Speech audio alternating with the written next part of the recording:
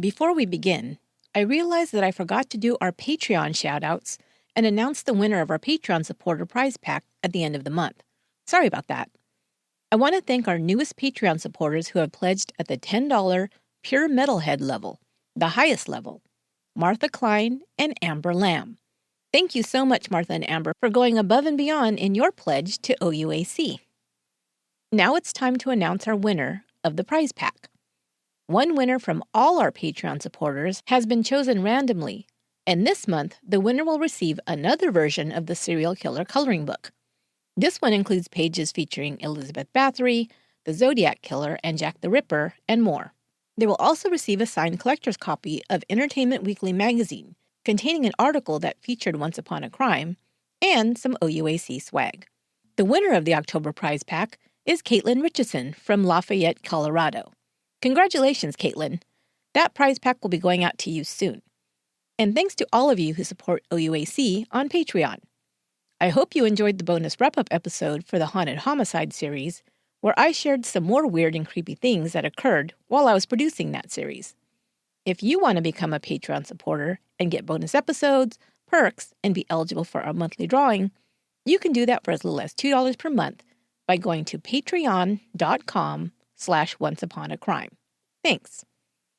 This podcast details true crime cases. It contains adult themes and may contain descriptions of violence. It is not intended for children. Listener discretion is advised. Thank you for joining me for today's episode of Once Upon a Crime. It's November, and in America, that means the Thanksgiving holiday will soon be upon us. Families and friends will be gathered around dinner tables to eat turkey, or some other vegetarian option, and to give thanks for all this year has brought. In the spirit of gratitude for all of you, those of you who listen to this podcast each week, share it with others, and reach out to me to share a story, give feedback, give episode suggestions, or even go out of your way to leave a review, I decided to make November Listener Appreciation Month. To thank you for all of those things and more, I'm selecting this month's cases from listener suggestions. Thank you for all the suggestions you sent to me by email or shared on the Once Upon a Crime group Facebook page. I had quite a few to pick from. Our first case comes to us from Rhode Island and was shared with me by Mikala Fortin, who hails from that area. She shared information with me about an unlikely serial killer, and once I heard the details, I knew I wanted to share it with you. This is the case of Craig Price, aka the Warwick Slasher. Just an additional warning before we begin. This case may be disturbing for some to hear, as it details a violent crime including the murder of children. Listener discretion is advised. It was Labor Day, September 4th, 1989, and Marie Bouchard had not heard from her daughter, Joan Heaton, at all that weekend. This was unusual, as she and her 39-year-old daughter were close, always staying in frequent contact. Joan and her two daughters, Jennifer, age 10, and Melissa, 8, lived in Warwick, Rhode Island, a community of 90,000 located on the Narragansett Bay. Marie and her other daughter, Mary Lou, decided to take a drive out to Joan's home on Metropolitan Drive to check on her and her granddaughters. They rang the doorbell repeatedly, but while Joan's car was in the driveway, no one answered. They decided to enter the house. Marie called out to Joan and the girls, but the house was silent. Then they saw blood splattered throughout the room. As they reached the hallway, they saw a pile of blood-soaked sheets on the floor, and beneath them lay Joan.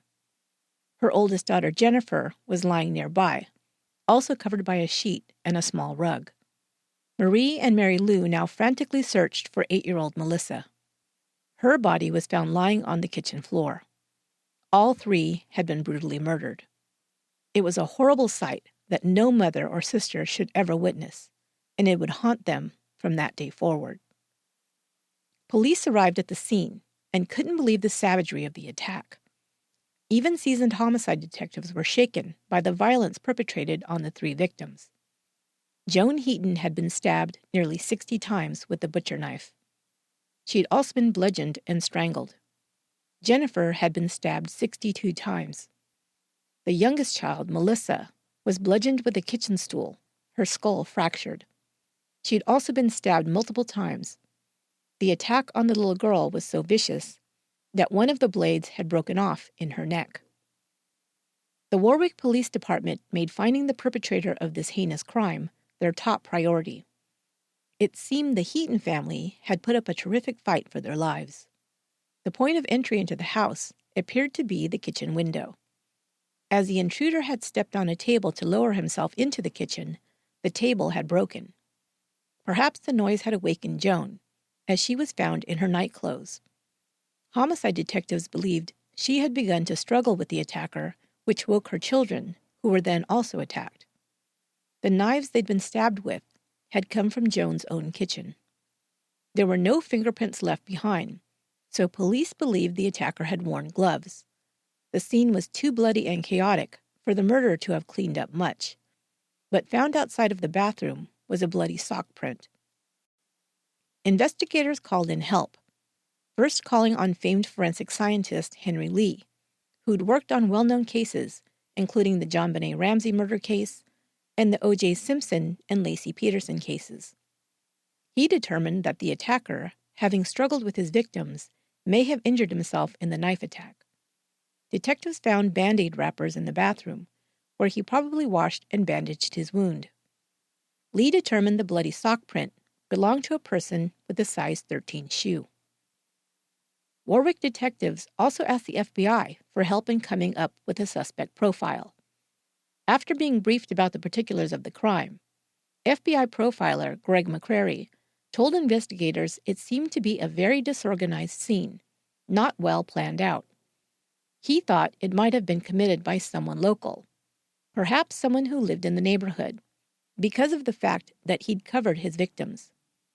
This indicated to McCrary that the attacker may have known his victims and didn't want to look at what he'd done to them. Also, because the weapon came from inside the house, it was most likely a crime of opportunity, indicating that he may have known the routines of the family, as well as the fact that no man who might have posed a physical threat lived in the home. McCrary also told investigators that because the neighborhood was predominantly inhabited by white Irish Catholics, they would most likely be looking for a white male in his late teens, possibly athletic, and with a history of past problems or run-ins with the police. He also believed he probably lived within walking distance of the murders, as no out-of-place cars or suspects had been seen in the vicinity at the time of the murders. He concurred with Dr. Lee that the attacker had been injured in the struggle. "Who's the asshole around here with the cut hand?" he asked the detectives. "That's who you want to look for." Finally, he asked a very important question. Had there been any other crimes committed like this that they knew of? Yes, the police answered. 2 years earlier, there had been a similar attack in the neighborhood, just 1 block away from the Heatons. Rebecca Spencer was a 27-year-old mother of 2, living on Inez Avenue in the Buttonwoods neighborhood of Warwick. She was sharing a home with her brother, Carl Batty, who was an overnight security guard. On July 27, 1987, Becky, as she was known to friends and family, was packing to move to another neighborhood. She'd been busy boxing up her belongings all day, while her children, ages 8 and 4, stayed at their father's home. Her brother left for work, and Becky was persuaded to go out for a bite to eat with friends.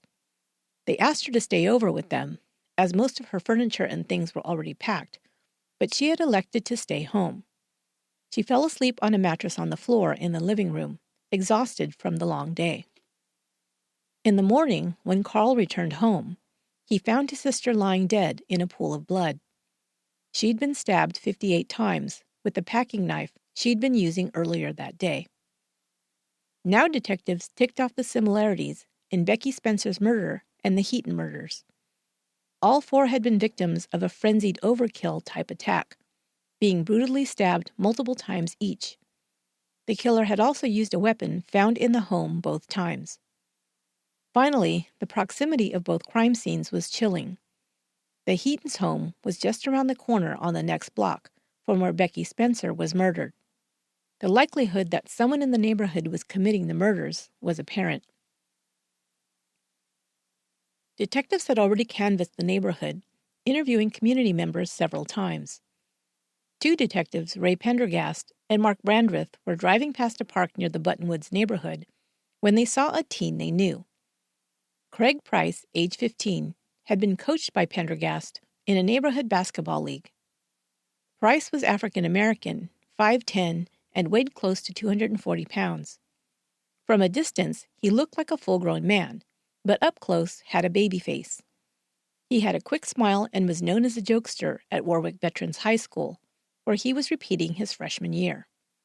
He'd previously played football for his high school, but when he'd been held back, he'd become ineligible to play until he brought his grade point average up.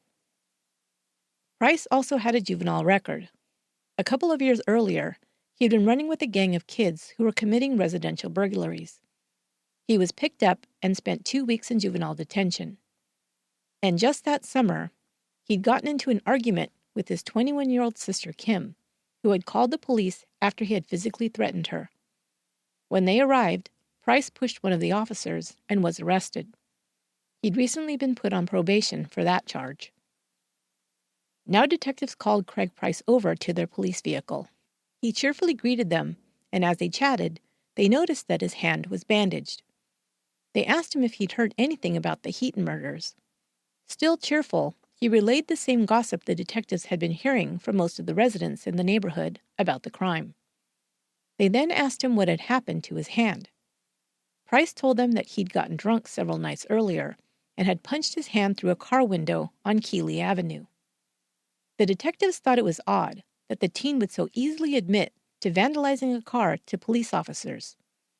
They drove off after their conversation with Price, but decided to follow up and investigate his story. Back at the station, they inquired about a car window being smashed, but no police report of that kind had been taken in the area. They even went to Keeley Avenue to see if any shattered glass was in the street, but found nothing. Something else struck them while investigating Craig Price's story. He lived on the next block over from Joan Heaton and just 2 houses away from Becky Spencer. But while they were beginning to look at him as a viable suspect, they also realized that 2 years earlier, when Becky was murdered, Craig Price would have only been 13 years old. Still, they couldn't help but have a gut feeling that they needed to follow this lead. They ran Price's record, and besides the breaking and entering charge, they also found that he had a history of drug use and a violent temper. Police had been called to his home more than once due to him lashing out physically against family members. His record also included incidents of peeping into windows. It was suspected that he was casing houses to burglarize. Then another strange coincidence was discovered. A neighbor had called in a report of a black man peeping into the home occupied by Becky Spencer and her brother Carl. The man wasn't found, and the report ended there. 2 weeks later, Becky Spencer was found murdered in her home. Detectives went to Craig Price's residence and asked him and his parents to accompany them to the police station to be questioned. They complied. There, detectives questioned Price more about the cut on his hand. He stuck to a story about breaking the car window. They asked him to take a polygraph test, which he and his parents agreed to. The results showed deception, but without any other evidence, they had nothing to hold him on, and his parents took him home. At the same time, they made 2 more discoveries. First, they determined that Price wore a size 13 shoe, the same size as the bloody sock print left behind in Joan Heaton's home. Secondly, as they questioned neighbors now, with Craig Price as a suspect, they heard from some of his high school classmates that he had bragged about killing Becky Spencer. But everyone knew Craig was a joker, and they thought he was just clowning around as usual. They even teased him good-naturedly, calling him the Buttonwoods Killer. Craig had been raised by John and Shirley Price, who were devout Baptists. He grew up attending church and learning scripture along with his 2 older siblings.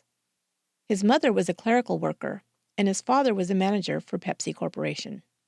When Craig was 5, the family moved from the Boston area to Warwick, Rhode Island. They picked their neighborhood because they believed it had the best public schools for their children. Craig had lived a typical middle-class upbringing. He played sports, listened to rock and rap music, and liked to be outdoors riding his bike or playing with his many friends. He was always the class cut-up, and teachers liked him. He could be charming, they said, but despite being bright, he often shirked his studies, which was the reason he was held back a grade.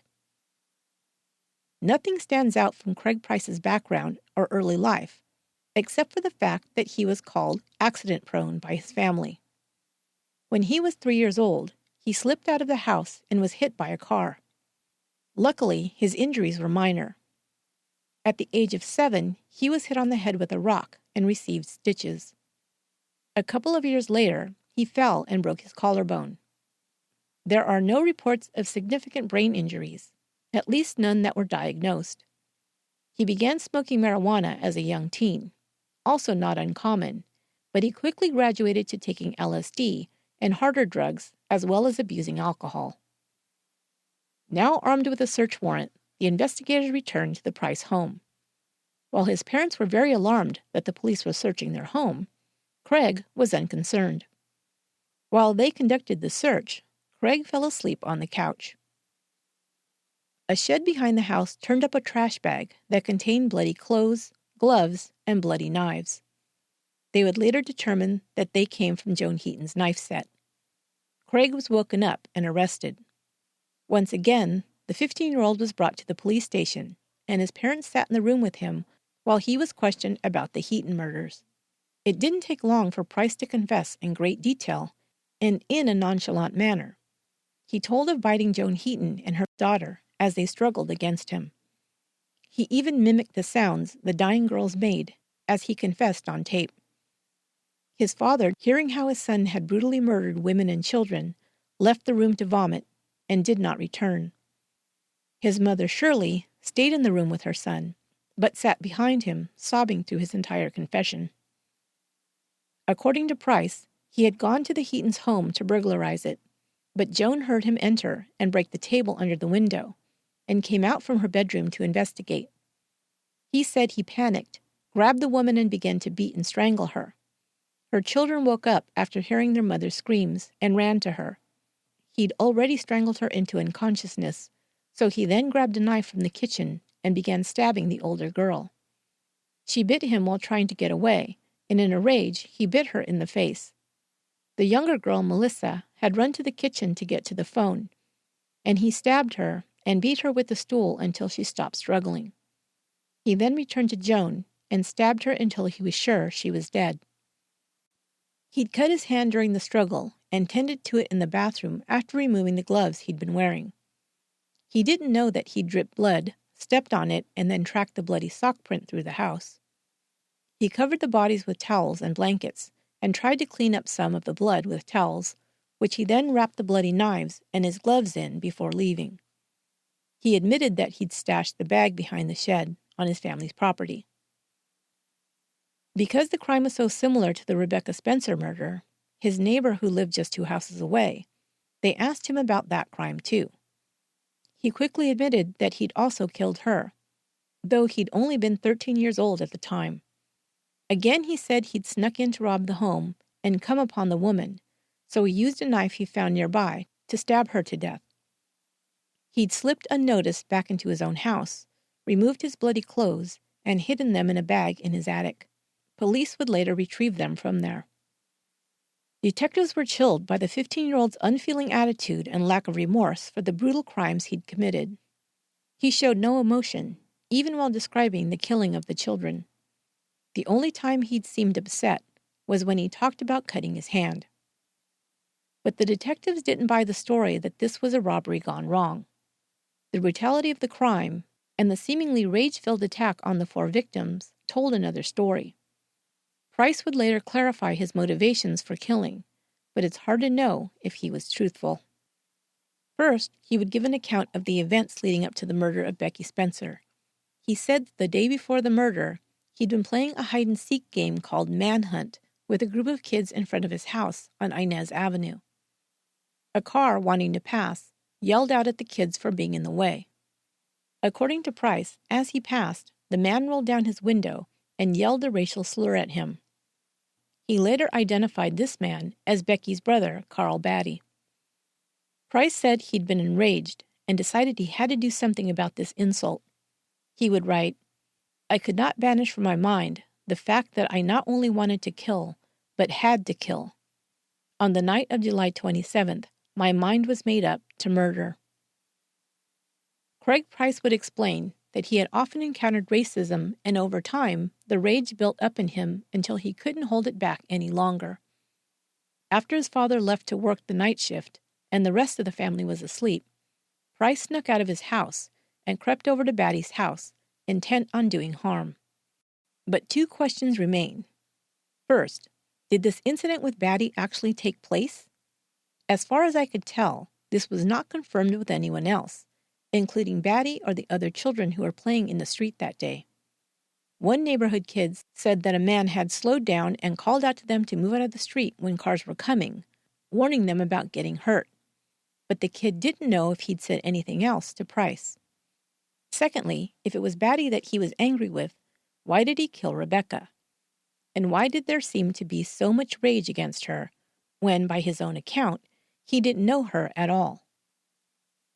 Another account came out later that the man Price may have seen the day of the murder, who he identified as Carl Batty, was actually the boyfriend of Rebecca's friend that had come to pick her up that evening. It is unknown whether he saw or spoke to Craig Price. Price claimed racism was also a factor in the Heaton murders. 2 weeks before the murders, Price said he'd come upon the Heatons as they were out for a bike ride. He'd offered to fix a bike chain that had slipped off of one of the girls' bikes, and as he did so, he claimed that the girls looked at each other and giggled. He interpreted this as a racist insult and believed they were laughing at him. A few days later, as he walked past the Heaton's house, he reported seeing Joan Heaton looking out at him from a window. Again, he took this as a sign that Joan was racist and suspected him of being in her neighborhood for criminal purposes because he was black.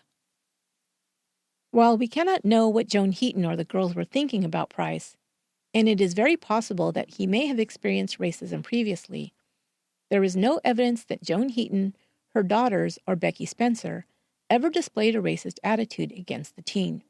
It's not even certain that they had ever met him. If he had encountered the girls on the bike ride, as he said, and the girls had giggled while he was fixing the bike, we must remember that they were two little girls.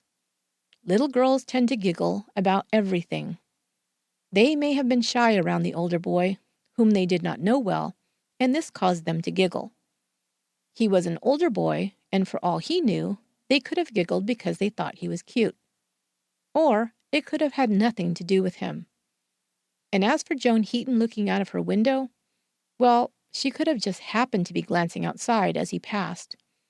But even if she was looking at him suspiciously, he conveniently forgot to mention that he had been convicted of burglary in the neighborhood. Joan had lived in the Buttonwoods area for 4 years and may have heard about the boy's record. But there is something else that is very telling. While being interviewed before his court hearing, Price talked about an incident when he was 8 or 9, when some older teens picked on him, called him the N-word, and caused him to crash his bike.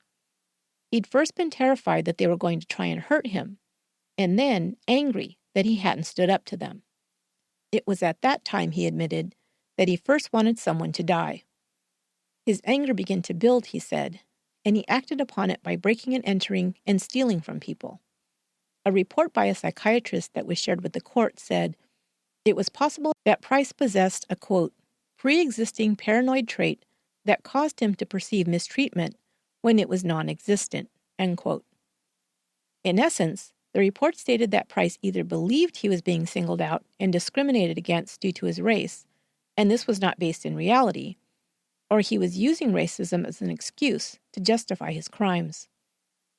It is of interest to note that while he reported all of the incidents of the worst treatment as coming from males, a group of teenage boys, and then Carl Batty, all 4 of his victims were female, and 2 were only children.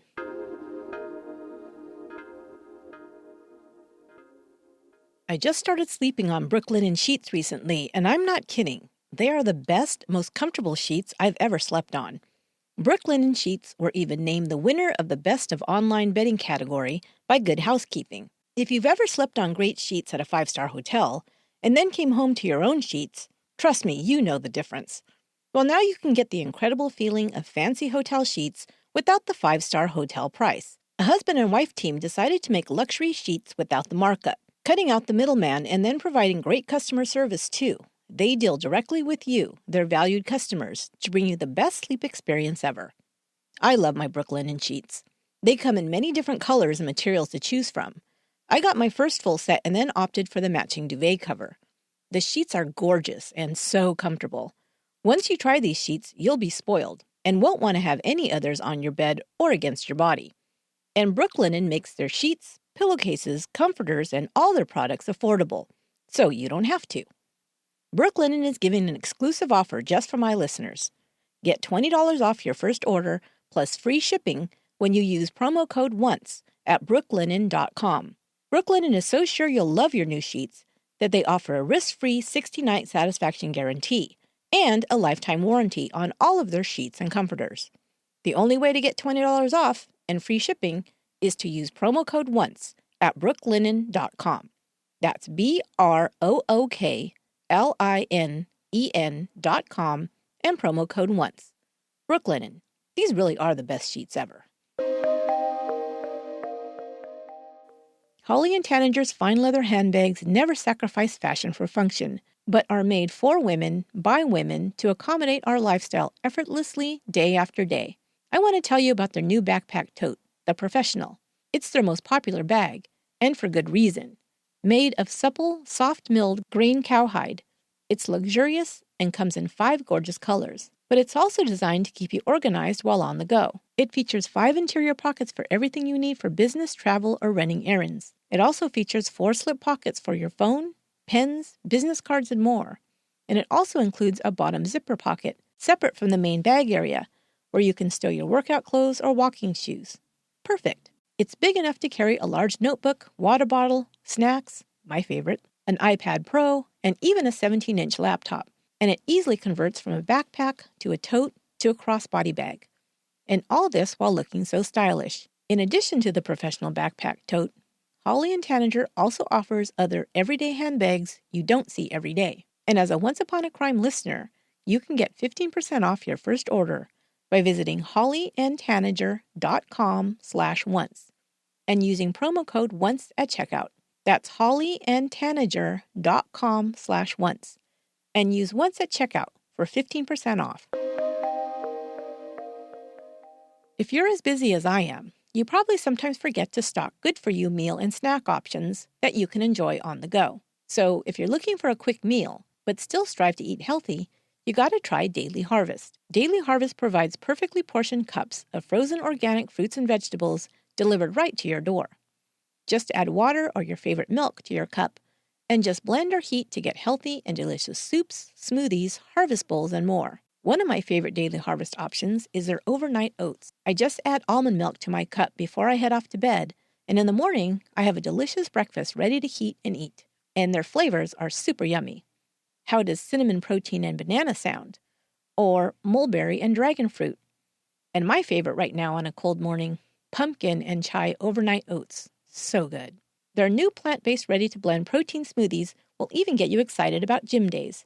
To make sure you always have healthy, ready-to-go meals, you can sign up for a Daily Harvest subscription box. It's super flexible. Just decide if you want your delivery weekly or monthly and how many per box, and you can skip or cancel at any time. And I have a special offer just for my listeners.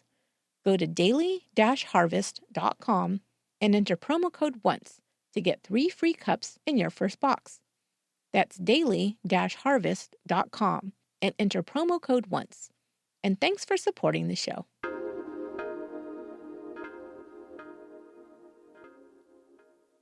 When 15-year-old Craig Price was arrested for 4 murders, none of his friends could believe it. They thought the police must have made a mistake. They showed up outside of the police station to show their support for their friend, who they considered incapable of such crimes. As he was taken away in handcuffs, he called out to his supporters, "When I get out, I'm going to smoke a bomber." It wasn't until later that his friends would hear how he'd confessed in detail, and that evidence of the murders was found in his house. On September 21st, less than 3 weeks after the murder of Joan Heaton and her daughters, Jennifer and Melissa, Price stood before a judge and pled guilty to the crime. He also admitted responsibility in the 2-year-old murder of Rebecca Spencer. Because Price was a minor, there would be no trial. The judge would make the ruling and hand down his sentence.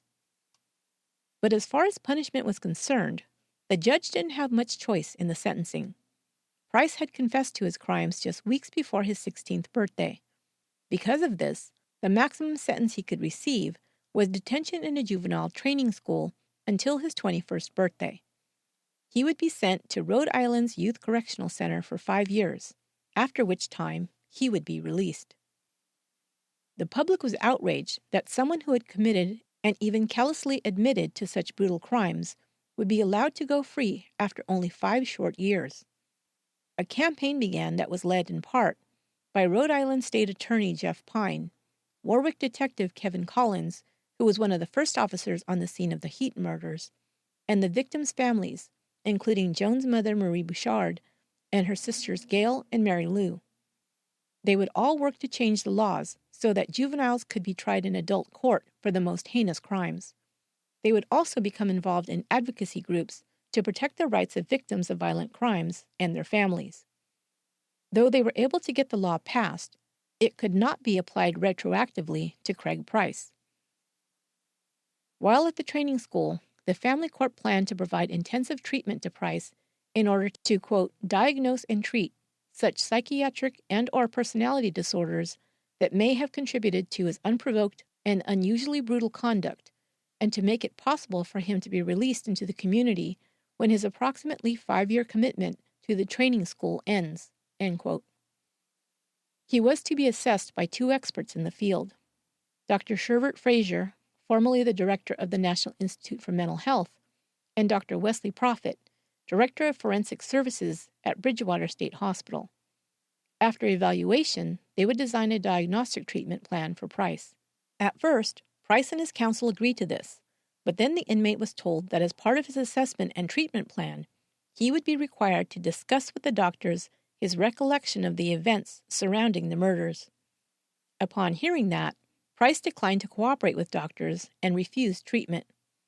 Price said that after speaking to his attorney, he feared that the institution would use a psychiatric diagnosis to place him in a facility for a commitment beyond his 21st birthday. It seems that Price intended to do his 5 years and walk out a free man without treatment of any kind. But this was not the intention of the family court when they sentenced him to the training school. Since Price continued to refuse to comply with the judge's order, he was brought back into court and admonished by the judge, who said it was in the best interest for him and the community to agree to evaluation and treatment, and that he had no Fifth Amendment right to refuse. In addition, no treatment could begin until the 2 experts made a full assessment based on Price's recollection of the crimes he'd committed and his mental reactions to the reasons why he was at the training school. Dr. Prophet also testified before the court that if Price did not receive treatment, there was a continued danger to the community once he was released. A full year later, Price was still refusing to participate in a treatment program. In a statement entered into the court record, Price indicated that he, quote, had no interest in his treatment and simply wanted to forget about his crimes, complete his stay at the training school, and leave, end quote. At that same time, Dr. Prophet made the following unequivocal statement. First, there can be no doubt that Craig Price is a murderer of the serial type. At this point, as you well know, Craig, on advice of counsel, is unwilling to discuss his state of mind at the time of the murders. I suspect from all that I have seen and know of these murders that Craig was in a psychotic rage at the time of these events and that he should probably be classified as a serial murder disorganized type. At this point, and without great cooperation and assistance from Craig, it cannot be determined what are the psychodynamic underpinnings of Craig's behavior. Without an accurate formulation as to why these things occurred, it is virtually certain that Craig Price will not be able to demonstrate significant improvement or get well on his own. Without the assistance of a skilled therapist through the long and arduous process of examination of his thoughts and fantasies about what happened and his understanding of his reasoning or lack of same for engaging in this behavior, it is unlikely that Craig Price will be significantly different and therefore at less risk of repeating this behavior upon his release than he was on the day of his commitment to your facility. Secondly, the mere passage of time is unlikely to produce a change for the better in Craig Price, and there is no reason whatsoever to suspect that the passage of time alone can take the place of an aggressive treatment program for this individual. Thirdly, Craig Price's unwillingness to discuss the circumstances surrounding his behavior and his tendency to minimize and deny the importance of that behavior, including the view that these murders occurred in the service of efforts on his part to rob the adult victims, are but further examples of psychopathological symptomology at work. Finally, it is my opinion that Craig Price suffers from a substantial disorder of thought, mood, orientation, perception, and memory, which grossly impairs his judgment, behavior, capacity to recognize reality, and ability to meet the ordinary demands of life. In short, it is my view that Craig Price suffers from a major mental illness for which treatment is required.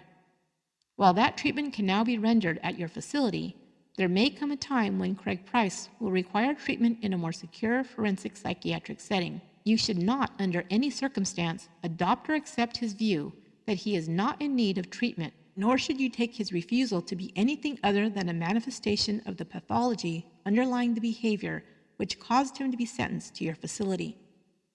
Craig Price, despite his outward appearance and despite his sometimes charming personality, is an individual who is in dire need, in my opinion, of the best and most intensive treatment that can be made available. Even with that, it may very well be that Craig Price will not be in a position where he can be safely placed in the community for a significant period of time into the foreseeable future and beyond. The court continued to order that Price undergo treatment, and he continued to refuse. Over the next few years, during hearings in 1990, 1991, and 1992, he still refused to comply. Finally, in 1993, he was ordered one more time. At that time, he was 20 years old. When he still refused the judge's orders, the state asked that the chief judge hold the defendant in contempt of court. A hearing was scheduled for June 27, 1994, 4 months before Price's 21st birthday. The judge agreed to hold the hearing for civil, not criminal, contempt of court. After the hearing, the judge found Price to be in civil contempt of court for not cooperating with the evaluation process and sentenced him to an additional year to be served in an adult prison facility.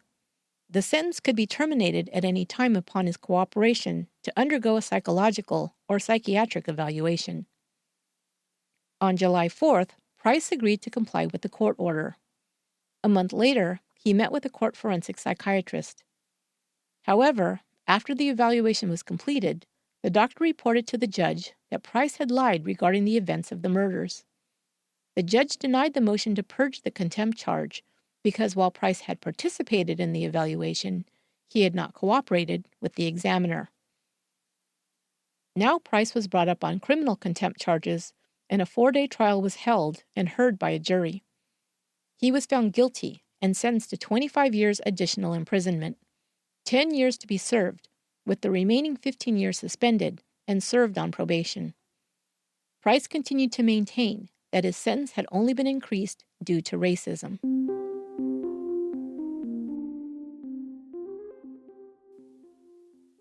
It seems that while Craig Price was waiting out his 5 years at the training school, he was able to finish his high school studies and receive a high school equivalency certificate and begin taking college courses.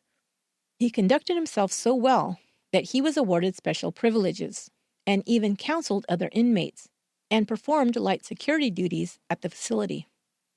He was even allowed to make a rap video.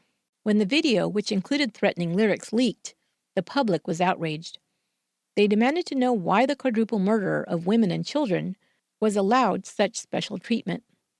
An organization called Citizens Opposed to the Release of Price was formed to increase public awareness about his crimes and lobby for bills to be passed that would prevent his release. Joan Heaton's mother and sister were both active in the organization. Community members even organized a rally when President Bill Clinton made a visit to Rhode Island. Thousands of demonstrators were on hand when the president's plane landed in Providence, all carrying signs opposing Price's release. Clinton agreed with the protesters that laws should be changed to keep juveniles who committed serious crimes incarcerated well beyond the age of 21. He also said that the records of the worst juvenile offenders should not be sealed, but made public. Then in June 1994, Price was indicted on one count of assault and extortion for threatening to injure a training school employee.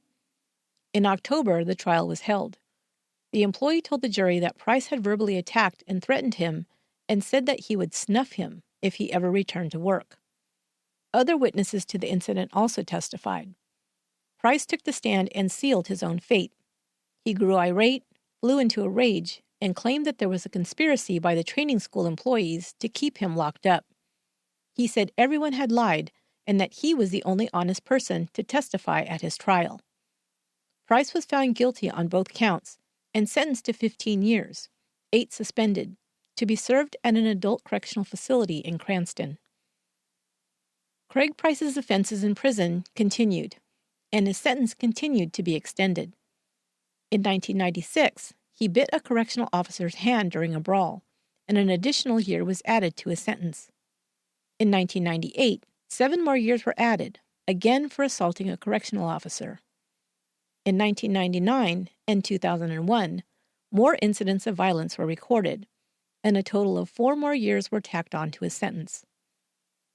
In 2004, Price was taken off of segregated status at Cranston, but it was determined that it would be too dangerous to place him in the general prison population due to the notoriety of his crime. At that time, he was transferred to a Florida prison. In 2009, Price got into a fight with another inmate, and a prison guard was stabbed while trying to break it up. Price was charged with the assault and possession of contraband when a shank with a 5-inch blade was found on him. He was convicted on 4 counts and received 2.5 years, and was also docked 365 days of gain time, or time that had been taken off his sentence for previous good behavior while in prison. He was also given 60 days in solitary confinement. Of course, after all this, the people of Warwick, Rhode Island, let out a sigh of relief. For at least the immediate future, they didn't have to worry that the Warwick slasher would return to their neighborhoods. Even up until last year, Craig Price continued to act out violently at the Suwannee Correctional Facility in Florida. In 2017, he attacked another inmate, stabbing him 5 times before guards could intervene. Before that charge, his tentative release date had been December 15, 2019.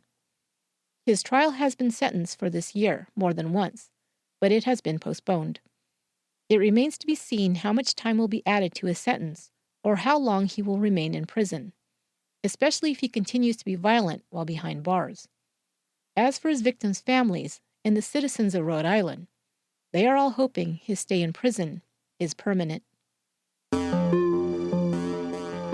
That will do it for this episode of Once Upon a Crime.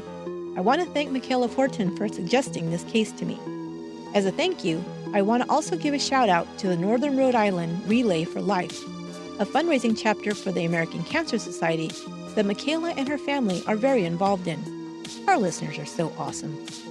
To donate to that most worthy cause, you can go to relayforlife.org/northernri. The link is also included in the show notes. Thanks. Once Upon a Crime is written, produced, and edited by me, Esther Ludlow. I'll be back next week with another listener-suggested episode, and until then, be good to one another.